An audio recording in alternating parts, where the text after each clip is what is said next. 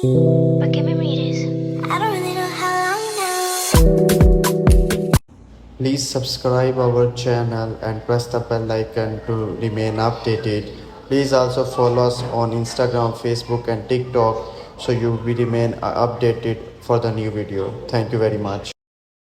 Krebs cycle is basically the oxidation of acetyl coenzyme which comes from glycolysis. Krebs cycle is also known as citric acid cycle. It's like a cycle. So there is some things every person should know, every student, medicine student should know, and he will get benefit in exams, because the question like this, that where the process is happening, and Krebs cycle is happening in mitochondria. Krebs cycle starts with the acetyl CoA converting into carbon dioxide by adding up with acetate.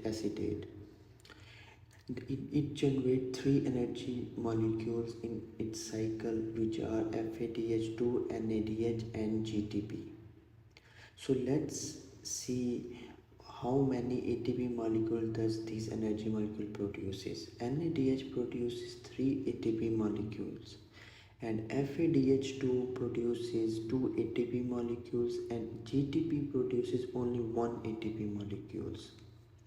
So here is the introduction of Krebs cycle. Here you can see a flow chart of Krebs cycle. First we will name every molecule which you can see in the image. First at the top is citrate. After the citrate, it is isocitrate, which converts into alpha ketoglutarate. Alpha ketoglutarate then converts itself to succinyl CoA, which is succinyl coenzyme. Then succinyl coenzyme converts itself into succinate. Succinate converts itself into fumarate, and then the next one is malate, and at the end oxaloacetate. Oxaloacetate is very important because the process starts from the oxaloacetate, because the acetyl coenzymes which comes from glycolysis adds up here with oxaloacetate and release carbon dioxide and release its coenzyme and convert itself into citrate.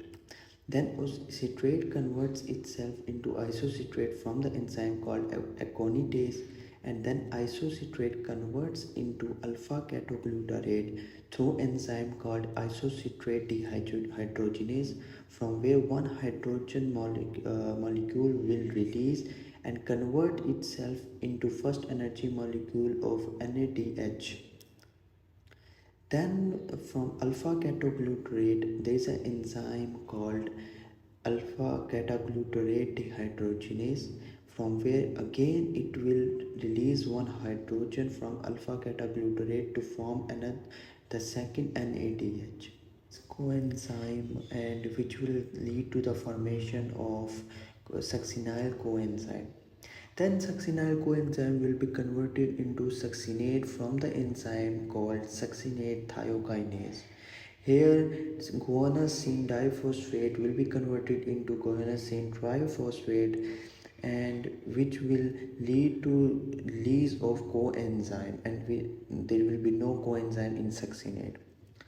After it, succinate will be converted into fumarate from the enzyme called succinate dehydrogenase. So here again there is one release of hydrogen, and it will convert itself into the first molecule of FADH2 from FAD. Fumarate will be converted into malate by addition of H2O and the enzyme called fumarate hydrase. So it will convert itself into malate.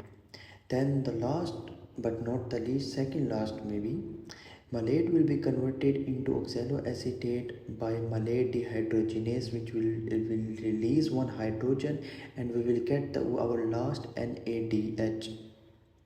And the process will go like that. The oxaloacetate will again convert it into citrate by the acetate, which will come from glycolysis. Now we will check how many molecules we get of NADH. It's 3, and we will get one FADH, 2 and then 1 GTP cycle. Now we will see how many molecules of ATP we got from one Krebs cycle over one acetyl coenzyme, because glycolysis release two acetyl coenzyme, but at once one acetyl coenzyme take part in one Krebs cycle.